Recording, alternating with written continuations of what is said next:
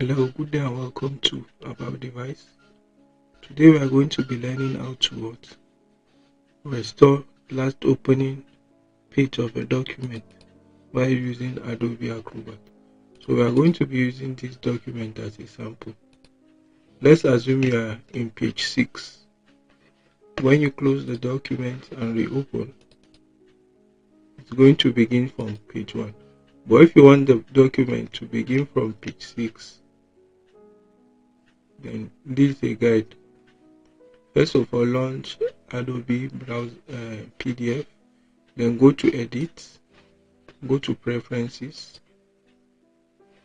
So after going to Preferences, you click on Document, then you select Restore Last View Settings when reopening document.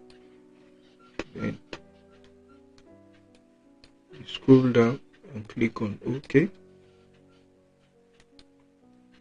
So whenever you open this document, if I close this document and reopen, it will open at page 11.